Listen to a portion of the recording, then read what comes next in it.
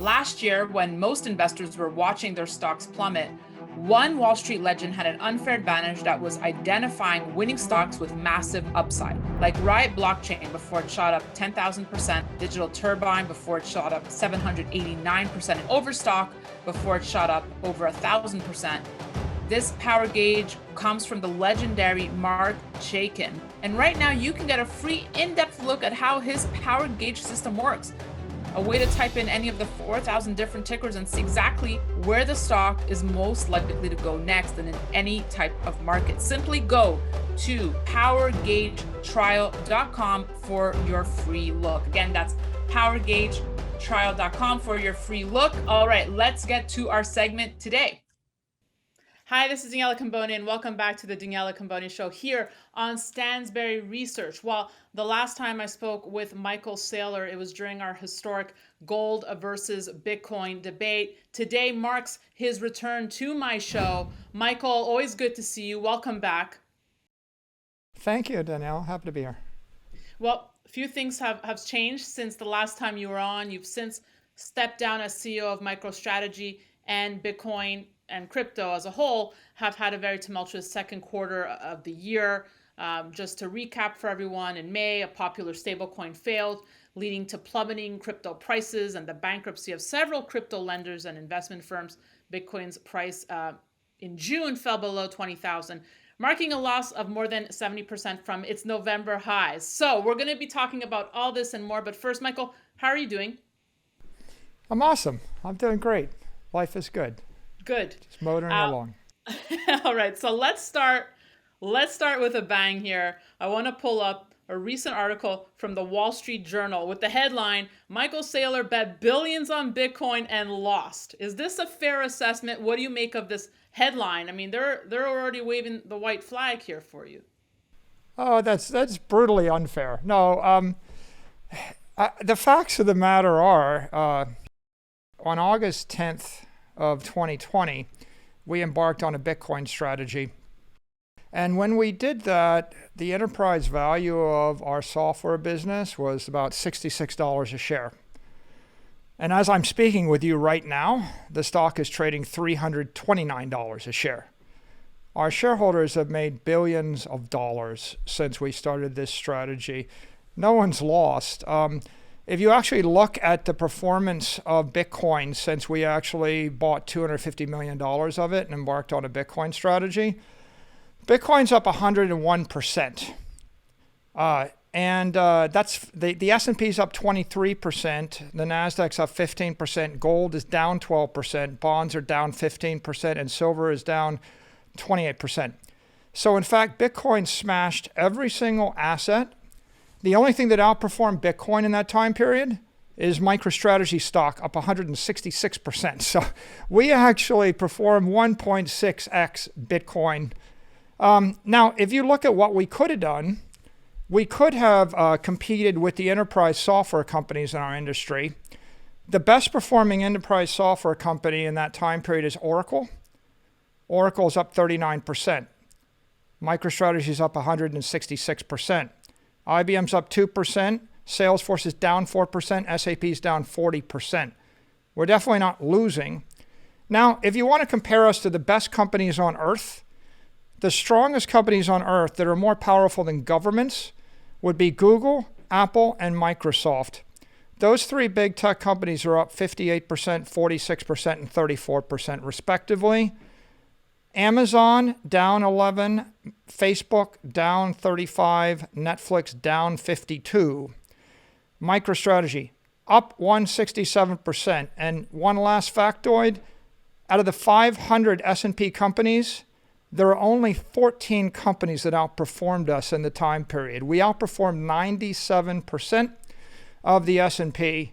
And the ones that outperformed us, you could have guessed, are like energy companies, and they were selling oil when oil hit $0 a barrel, and their stocks smashed back. So we're totally fine. I'm fine. The company's strategy is working well.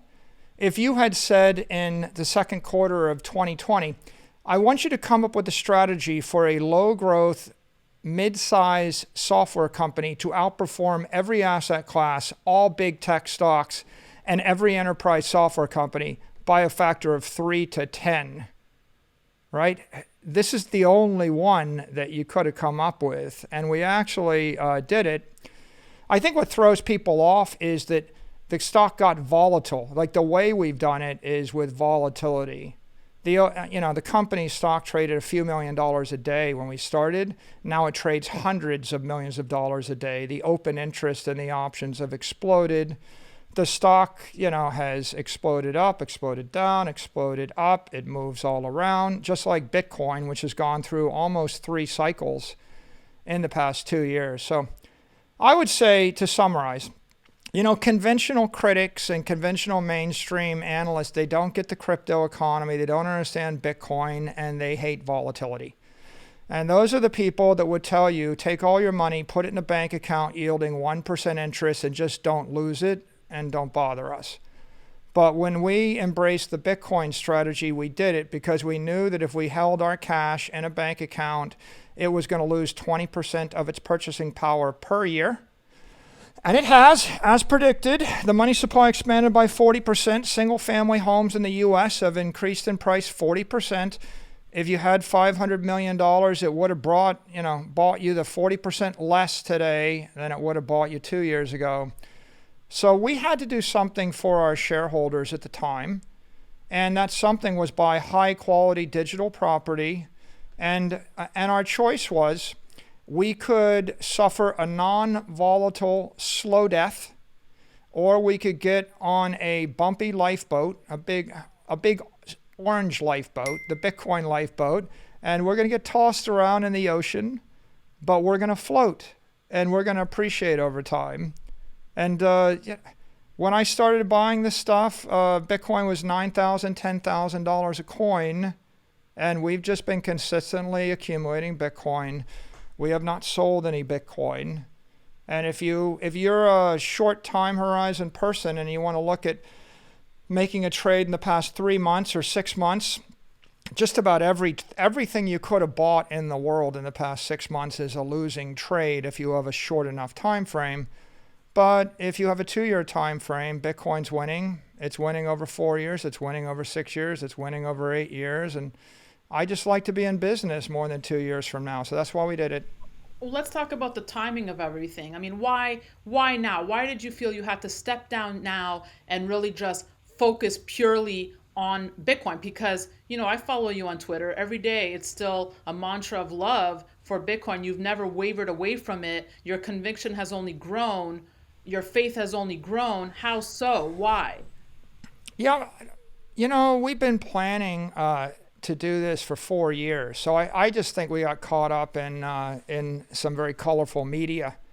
You may know, most people don't, I'm the controlling shareholder of MicroStrategy. I have 68% of the voting shares.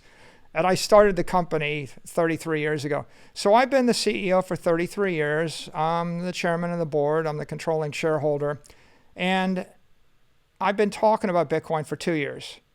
And about 2 years ago, we promoted a gentleman, Fong Li, to be the president of the company. And he was the president and the CFO. So he's been running the day-to-day business hands-on as the president for the past 2 years. And 99% of the activity of the business is selling software. So we have 2,150 people. We sell software, we make software. We have thousands of customers. We do thousands of transactions a quarter. We hire hundreds of people a year. We train thousands of people a year. All of the activity is enterprise software. It turns out that once a quarter we do a Bitcoin transaction. And I talk about it a lot. So if you think about it, you realize that, it's very logical for the CEO of the company to be the person that actually manages the day-to-day business, because all the transaction and all of the labor intensity is all about software. I don't need to be the CEO in order to oversee the Bitcoin side of the business, because I can do that as the chairman of the board and as the chair of the investments committee, where we provide oversight for Bitcoin acquisition, and maybe once a quarter we might do a big deal, like borrow $200 million or issue equity or something, or we might buy Bitcoin, but it really is something that can be best supervised at the board level. And the path for Phong to be CEO has been set in stone. Well, it's been set for years and years. He was promoted to Chief Operating Officer in 2018. And he's been the CFO of the company since 2015. So after 2 years as president, it made sense. It's very clear to the shareholders he was the heir apparent. And we hired a new CFO, a full-time CFO, Andrew Kang. He joined in May. And so once Andrew joined as CFO, that cleared the way for Phong to become president and CEO. I have been working with him hands-on to transfer the entire business to him for 7 years. It turns out that in the last 6 weeks, Bitcoin traded down. And when Bitcoin traded down, we ended up taking indefinite intangible charge in our Q2 results. That, by the way, it's like a $900 million charge. It was very colorful. I think it was cited by some critical journalist. But we'd already covered 700 million or 750 million of that charge by the time we even reported it. It's just that GAAP accounting doesn't let you write up your assets. So if you're positive, you say, okay, well, this is normal succession and appropriate corporate governance. If you just want to write something trollish, you would pair the non-cash write-off with me taking the executive chairman role. But obviously, it has nothing to do with that. It's always been the plan for me to be executive chairman and for Phong to be the CEO. But so why not have waited for better timing, no? Because we were waiting we don't run the company based upon Bitcoin volatility. And we don't run the company based upon indefinite intangible accounting charges. That would be putting the interest of our shareholders after the optics of a random troll. We run the company based on what's best for the shareholders and what's best for the employees and what's best for the customers.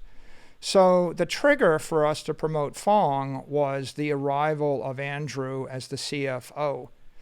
Because Phong was the president and CFO, and you can't have a public company where the CEO is also the CFO. It would be inappropriate to do that. Like only in the most dire of circumstances would you ever do that. So when Andrew arrived, we wanted Phong to be CEO, and the accounting charge is an intangible non-cash charge. It really, again, as I said before, Bitcoin traded down to 17,600. We wrote our assets down to that level. You know, Bitcoin is trading at 23,900 right now. We haven't written it up, but I mean, the shareholders understand this. You can see in their reaction to the announcement. I want to get back to a point you made about the volatility, and that's an important one to bring up here. Do you think this makes the case that maybe Bitcoin just is not for everyone? That, you know, we're not talking about right now what we've seen, a correction of 10-20%. I mean, this is extreme volatility. Is it just not for everyone? Like maybe most folks just can't stomach it and can't risk that money. I think that the way to think about investing in Bitcoin is you should only invest what you're going to hold for 4 years or longer. And ideally, it's generational wealth transfer. And then you should dollar cost average into it. And for the average person, if they dollar cost average into it as a strong long-term store of value, they'll be fine. And the metric you ought to stare at is probably rolling the simple 4-year moving average, right? And if you look at the simple moving average over 1,458 days, it very rarely touches that point. It went slightly below it in the depths of the crypto crisis, and now it's trading above it. That number is 22,266. So if you think of that and you say, I know I'm going to hold at least 4 years, then it isn't that anxiety inducing. If you have a short time horizon, like you want to make money in 4 weeks or 4 months, it's going to be much more stressful because it is a volatile asset. And the volatility impacts two types of people. It impacts people that are short-term investors, that they want to make a quick buck or they just never want to lose money. And the volatility also impacts public companies or companies that rely heavily on GAAP accounting, because the volatility is detrimental to the accounting treatment because you have to always write it down. You can never write it up. And so you end up with a circumstance where you could be holding $1 billion and it looks like you have $200 million and no one can tell the difference unless they go to the trouble to figure it out themselves, and that's very opaque. So I would say that people that really are fixated upon GAAP optics, right, they'll be a little bit troubled by it. And then people that have very short-term time horizons are troubled. But for the rest of the world, it's a pretty good idea. It's the best. I've just pointed out to you, we've outperformed every asset, every big tech company, every enterprise software company, 97% of all the companies using this strategy. So if the volatility is the price you pay for the performance. And if you can't stomach the heat, right, you can't be in the kitchen. So I would rather win in a volatile fashion than lose slowly in a non-volatile way.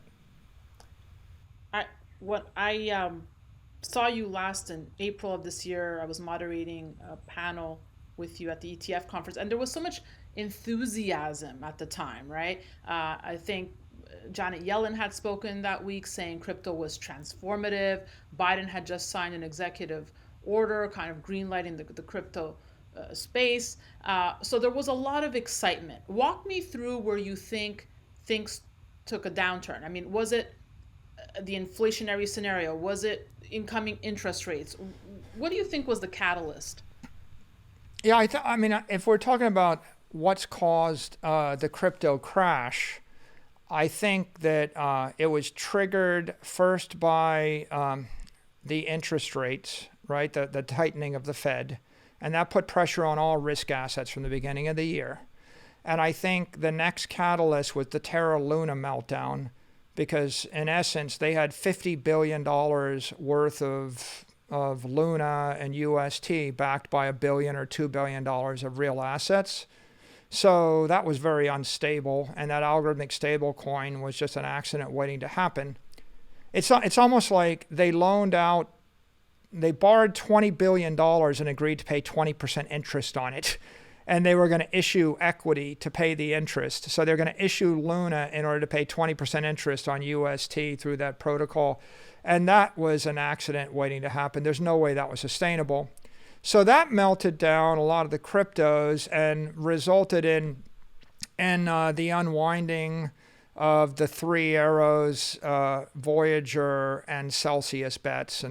And I think a lot of people took a lot of inappropriate risk, right? The cryptos were unregistered securities, but then loaning out hundreds of millions of dollars without collateral or under collateralized loans amongst the crypto hedge funds, that created a margin call run. And so they ended up becoming forced sellers and liquidating positions in a panic. And that took us all the way to 30,000. And I think the Celsius thing was the straw that broke the camel's back, where Celsius just completely unwound. And you had a whole set of panicked liquidations as counterparties seized assets and seized collateral and sold it at the market. So that's what takes the market down. And now the market, I think, has probably bottomed, and it looks like it's just looking much better. It's gone from 17,000 up to 24,000 now. But I make the other fundamental point. If you're a short-term trader, this drives volatility, and this is very meaningful. And if you had a weak balance sheet, this is devastating. And if you trusted any of the crypto wildcat banks, right, it's tragic, right? Anybody that put their money in Voyager or Celsius or the like, or gave money to Three Arrows, it's awful. But if you look at the fundamentals are you have the head of the SEC endorsing Bitcoin as a commodity. You have the head of the CFTC, ready to endorse Bitcoin as a commodity. You have multiple senators endorsing Bitcoin as commodity. You've already heard Janet Yellen endorse Bitcoin as a commodity. We just saw today the head of the central bank in Brazil endorsing Bitcoin technology. And so the fundamentals are really good. We just had Larry Fink, and BlackRock, in essence, endorsing Bitcoin by saying that they're going to sell their institutional customers Bitcoin on the BlackRock private wealth management system. So what I see is Bitcoin emerging as a institutional investment grade asset being embraced by regulators, legislators, and large scale investors. And the entire market's been very educated by this crypto crash. Now it's obvious to people the difference between, the good, the bad, and the ugly, right? The good would be a stable coin backed by cash equivalents that are transparently published every week, like Circle, right? The bad might be a tether, which it works and they're competent, but it's opaque. And the ugly is the UST that just completely melts to zero. And you could likewise say Bitcoin is the good, right? It's a digital commodity, decentralized with no issuer, without counterparty risk, non-sovereign store of value. And then you've got all the other creatures, many of which are unregistered securities. And this has lit a fire under legislators and regulators. I think they're going to accelerate all their regulatory initiatives. And that is educating the market. And ultimately, you have hundreds of billions of dollars that wants a long-term store of value because currencies are crashing everywhere in the world. And the thing that holds anybody back from buying Bitcoin is uncertainty about its classification and the way it will be treated by regulators. So as the regulation gets clarified and as people get illustrations of the difference between Bitcoin and Luna, right? It used to be people aren't quite sure about the difference. Well, in fact, a lot of people thought DeFi is better. You get a 20% yield on your DeFi and Bitcoin is dead money. And now they realize that, there is a counterparty risk to pursuing this. And this has educated the market, very, very effectively in a painful way, but in a rapid way. And I think it'll catalyze the maturity of the asset class and the institutionalization of Bitcoin to the benefit of the Bitcoin holders and the ecosystem. So you beat me to the question, because I was going to ask, does that fast track regulation? But I guess the second part of my question is, and then are you confident then what had to be flushed out was flushed out, or does more cleansing need to happen in the space? I think a great deal of the bad behavior has been flushed out. I don't think you can say everything. I think there's still a lot of unregistered securities in the crypto ecosystem, and it's undoubted that Bitcoin is cross-collateralized against some of those unregistered securities.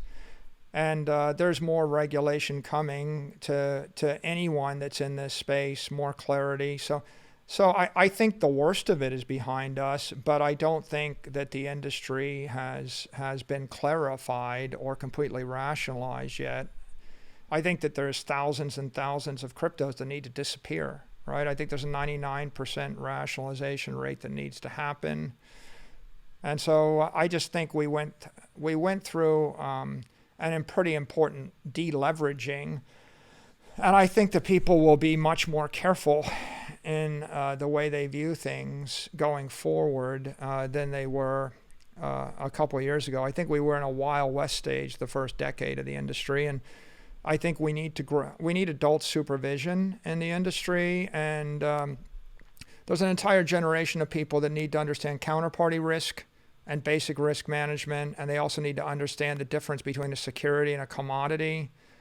And with all due respect, there's still a lot of people that don't really understand the ethical or legal difference between a security and a commodity. And until they grasp the nuance of how you create a digital commodity, they're not going to grasp the way to segment the market and the right way to think about all these assets. To that point, you came out saying that Ethereum is obviously a security, taking a lot of heat from the Ethereum community, including Vitalik himself. I guess my question is, why? You're going to get that from the Ethereum community, right? But do you feel that it's part of your mission to speak out on the topic of Ethereum? No, people just want to ask me that question. They're just trolling me, I think. I want to speak out about Bitcoin, right? the chair of the SEC was asked probably 6 times in congressional testimony and other public appearances whether Ethereum was a security or whether it was a commodity, and he wouldn't endorse it as a commodity under testimony and in the public eye. So I think it's above my pay grade to opine, and I know there is a big debate. There's going to be a debate, amongst regulators. There's going to be a debate in D.C., so they will work that out. I happen to be of the opinion it's an investment contract. I think it's quite evident to anyone that spends a few minutes thinking about it. But, I'll leave it at that. People are free to make their own decisions. I want to bring up something that Kevin O'Leary brought up on my show last week. He said the real gauge, and this is speaking to Bitcoin specifically, is where the institutional buyer is. He said it's right now, it's zero. They have no Bitcoin, absolutely no Bitcoin. And anyone tells you the sovereigns have it is full of, quote, poo-poo. Thoughts on this? Where's the mindset of an institutional buyer when it comes to Bitcoin? I think that Bitcoin is the only asset in the space that is broadly institutionally held, and it is more than zero. For example, we bought $4 billion of it, so we know that companies have it. We know that institutional investors have it. We know there are insurance companies that hold it. So it's not zero, but it is not nearly as broadly held as it will be. And I think that we're still early days.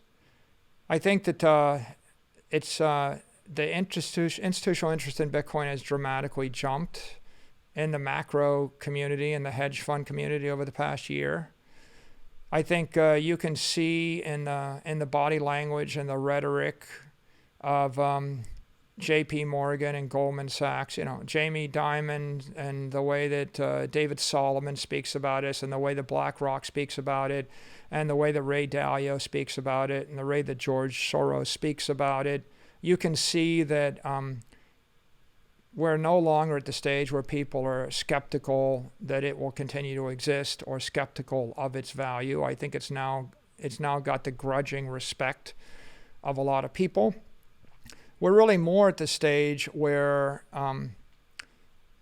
we're waiting for regulatory clarity. There's just a lot of political debates, at the DC level over how much friction will be in the space. I think the banks would like to see more clarity from banking regulators about how much they can hold on their balance sheet and what the reserve ratio would be. And I think the accounting treatment clearly has been a liability for large institutions, because indefinite intangible is always going to understate the value, and it's also going to create confusion. Because I could hold $1 billion and you could hold 100 million, and we would both look like we held 100 million, and you would have to dig deep into my financial statements to know the difference. And so it just makes everything hard and opaque. So I think that we have more adoption to come, and every single thing that happens, every time that there's an advance from the FDIC or FASB or CFTC or SEC or Congress, I think all those things are catalysts for adoption, and we're going to see more institutional adoption as time goes on. I want to get to some questions. I tweeted that you'd be coming on the show, asked some folks to send in some questions. Some people DM'd me, some people sent messages to my email box. So if you don't mind, I'm gonna try. I got tons, but I'll try and get through some here. Michael, Okay. Of course, this one speaks to my heart here. Do you still believe gold is going to zero and Bitcoin is going to 1 million? I think that Bitcoin is 1 million times better than gold, and is going to gradually demonetize gold over time. So no, gold will go to the utility value of gold, whatever that utility value is. But I don't think it's going to be adopted as money in the 21st century.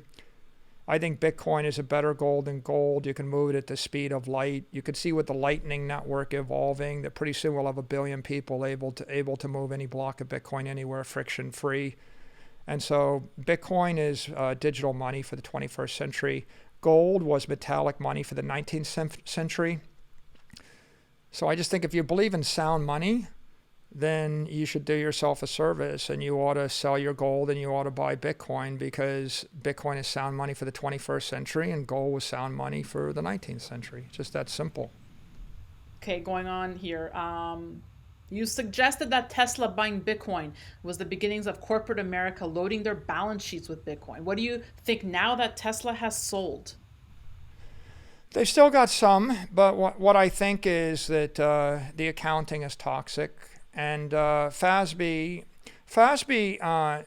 didn't need to address this issue before MicroStrategy, Tesla, and Square all bought Bitcoin, because there was no more than $1 million of Bitcoin in an operating company. So it was an immaterial issue. Now there are billions and billions of dollars of assets in publicly traded companies, so it's material. Lots and lots of people wrote to FASB asking them to take this up as an issue. FASB took a vote and unanimously agreed to take this up as a project, and they're working on the project right now. So we will see what they come back with. But for publicly traded companies with GAAP accounting to adopt Bitcoin in a big way, there's a couple things you need. You either need to fix the accounting so it's not prejudicial and hostile to the ownership of the asset class. And that means at least make it kind of pari passu to holding equity or something. Like if you're holding equity, you take a mark to market and you have fair value accounting. So that's one possibility. And the other possibility is people have to hold it in the form of a security. And if you hold it in security, you would probably get fair value accounting, but that means an ETF, and preferably a spot ETF. So there isn't a spot ETF right now. And even if you have a spot ETF, the rules in public companies are you can't hold more than 40% of your assets as a security before you trip the SEC 40 Act. So MicroStrategy couldn't do what we did if we were holding Bitcoin as a security. We have to hold it as a property. So I think that you'll see large-scale treasury adoption when you actually see, the accounting start to look like fair value accounting, and or you start to see a gateway like a spot ETF. And if you don't have either of those things, then you have to have the majority of your enterprise value be constituted of Bitcoin. Like with MicroStrategy, we have 129,699 Bitcoin. So our shareholders can multiply the price of Bitcoin times that. And if Bitcoin moves up $1,000, they know we added $130 million worth of value. So that's not that hard. But if you were a company and 5% of your enterprise value was Bitcoin, or 2%, or take Tesla, they would have taken a massive intangible write-down and gotten all the negative optics, but it would still be immaterial to the rest of their P&L or to the rest of their enterprise value. So it's like all the downside, not so much upside. Whereas in our case, our shareholders will look at that and they can do their own calculations. So we don't necessarily suffer from an indefinite intangible non-cash charge. So I think that you will have to see some changes before you see big corporate adoption there. You mentioned the spot ETF. How far away are we from that becoming a reality for you? Is it really far away? I'm optimistic. Okay. I'm optimistic in the next 36 months we'll see improvements in both the accounting and the spot ETF, and it might come sooner. It might come in a year. I think. Go ahead. This question came in via Twitter. My question to Saylor is, how can everyone in the world become rich off Bitcoin? There has never been a get-rich scheme the entire world is in on, and everyone makes out profitable. And how is the hedge versus inflation narrative valid when it's lost 60% of its value during these times? Again, you got to take a 4-year or longer time horizon. Bitcoin is outperforming everything in 2, 4, 6, 8, and 10 years. It's just that simple. What you want to do is get rich slowly, not get rich quick. And that means that the time-tested technique for investment is you buy high-quality, scarce, desirable property and you hold it forever. And you just got to figure out what is scarce and desirable and high quality. I'm going to throw in a lighter-hearted question here. Has Michael ever considered becoming a professor at his alma mater, MIT, for a full semester to teach engineering or possibly a Bitcoin course? Thank you. You know, I did a little mini course, the Saylor series with Robert Breedlove, which was like 20 hours or 22 hours of lectures. It's been seen by 250,000 people. So if you did the calculation, right, it's like if I taught 1,000 students every year for 250 years.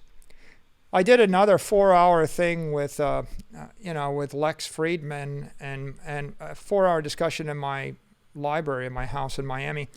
It's been seen by 3.9 million people. And I calculated that that's like more communication than every meeting I had in my entire life. So the short answer is, I think I'll go on the podcast circuit. I do like teaching, and I'm very open to looking at more academic things. But I think the way to do it in the 21st century is with scalable podcast mediums and streaming video, and not the 20th century way is going to a classroom with 100 students at a time. Think about 100 students at a time. Teach 2 semesters and get to 200 students a year, and teach for 40 years or 20 years and get to 4,000 students. And you get to 4,000 people on your show right in the first few minutes after you upload it, don't you? Mm-hmm. Absolutely. So we're all educators. We just got to educate. Look, Danielle, I don't hate on the gold people. I wish they wouldn't hate on me.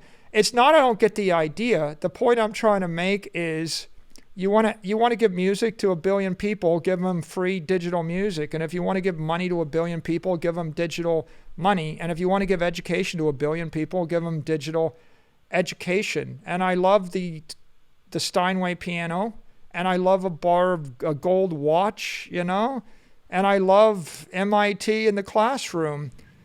But you got to go forward. You can't go back if you want to make the world a better place.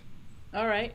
Well, on that point, surprise, surprise, in a turn of events, Frank Justra also sent in a question.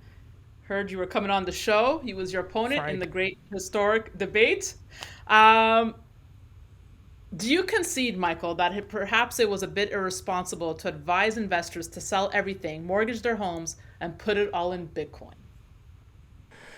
No, first of all, that's a trollish comment. If anybody looks at what I've said consistently since September of 2020, what I've said is Bitcoin is scarce, desirable property, and I intend to hold it forever for the rest of my life. I'm not a speculator. And what I've also said is, if you're in a collapsing currency environment, you should have negative working capital. You're better off to have debt than to have equity. And what's happened in the past 2 years is currencies have collapsed. You were better to have debt than equity.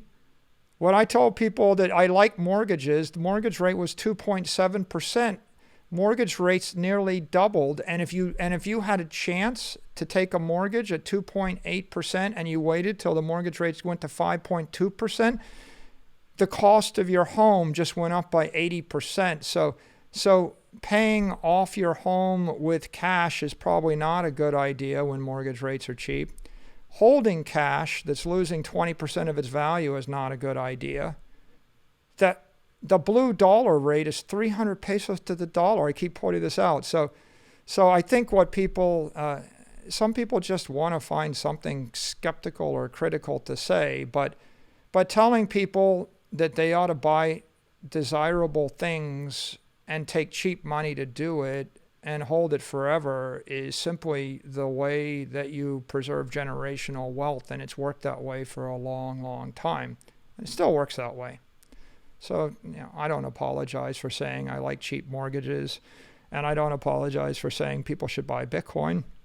Everybody can decide how much Bitcoin they want to buy versus how much land versus how much art versus how much whatever else they want to own. The other thing that Frank doesn't acknowledge, again, is 2 years ago, Bitcoin was $10,000 a coin. And since I started, gold is down 15% and Bitcoin is up 100%. So for everyone that has the time horizon more than 2 years, your choice is lose 15% of your money or double your money. And if you have a time horizon of less than 2 years, you can't reasonably think of yourself as an investor. You're just a trader or a speculator.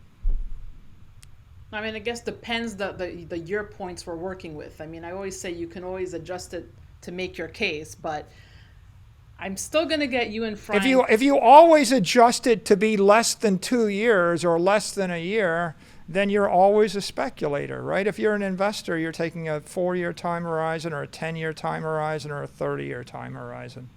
So it's much more...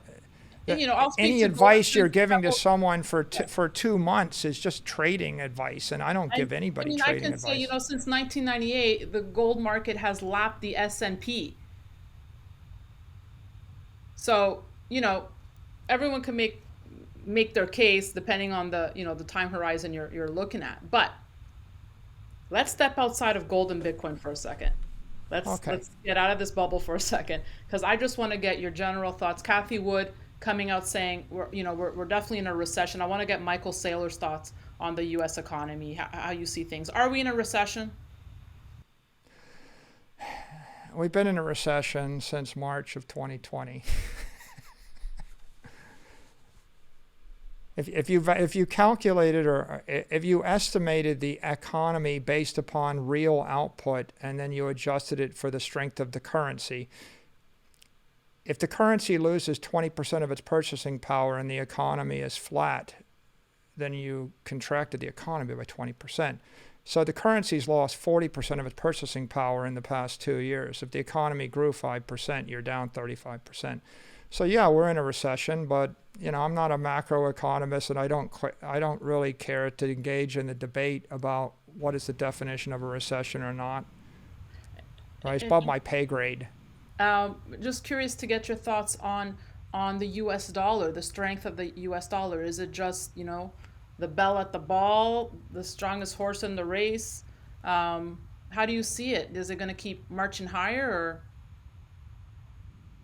or not? The dollar is the strongest medium of exchange in the world, and so it is strengthening against other currencies. But the currencies are the weakest store of value.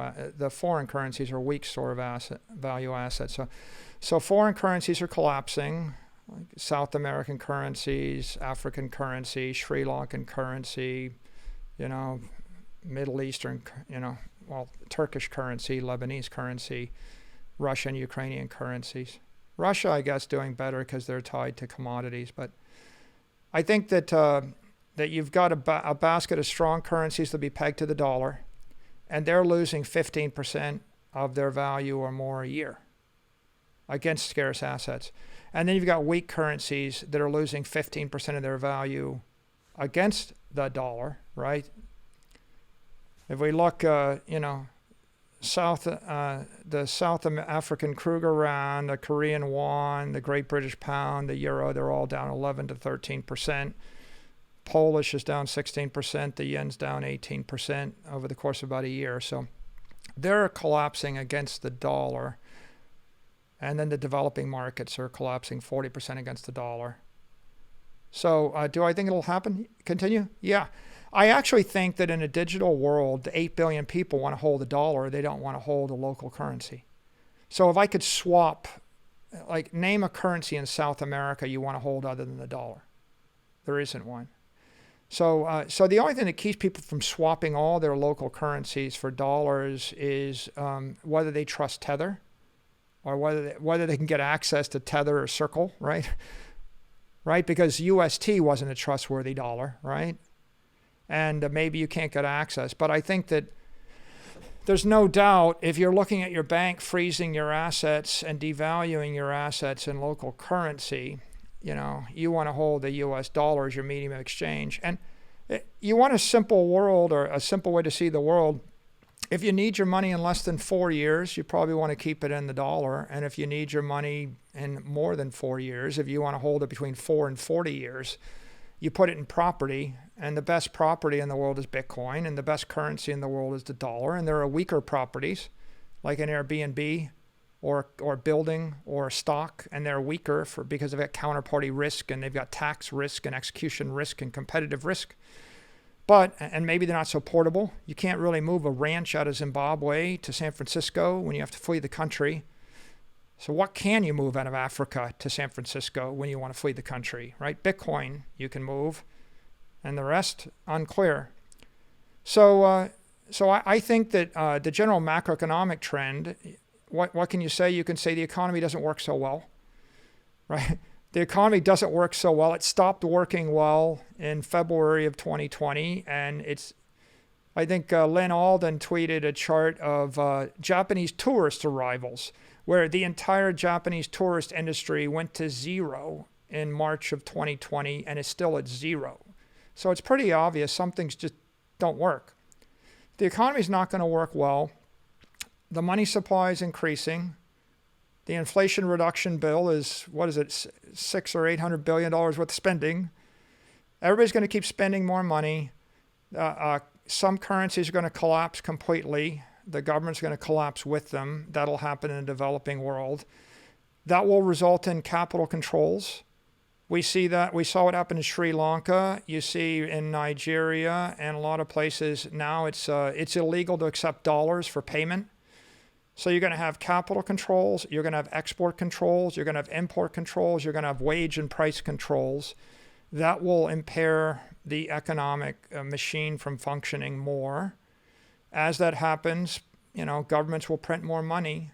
As they print more money, the value of the currency will fall against scarce desirable assets. You can't print more energy, and so that's why you can't print more food. So certain things will have tangible value. The best idea in a world where it's very difficult to move cross borders and it's very difficult to manufacture things and it's very difficult to buy and sell things, the best idea is digital energy, you see. Because once you convert energy to a block of encrypted energy, and that's what Bitcoin is, you can hold it forever with no maintenance cost. And you can transport it anywhere in the world for no transaction fee. Everything else is more expensive. The average person can't hold 100 barrels of oil for the decade. You can't warehouse oil. You can't warehouse soybeans. And if you operate a business, you might wake up and find out that your business is not allowed to export or import or manufacture or something. And so all those other parts of the economy, they struggle with these headwinds, and you have to take them into account if you're an investor. On that note, Michael, I want to thank you. It's been a beautiful reunion. I appreciate you joining me here today and answering all my questions. Thanks for having me on the show, Danielle. Look forward to speaking with you soon. Me too, and thank you for watching. I hope you enjoyed my interview with Michael Saylor, and be sure to sign up at danielacambone.com so you can stay on top of all of these incredible conversations. That's it for me. Thanks for watching.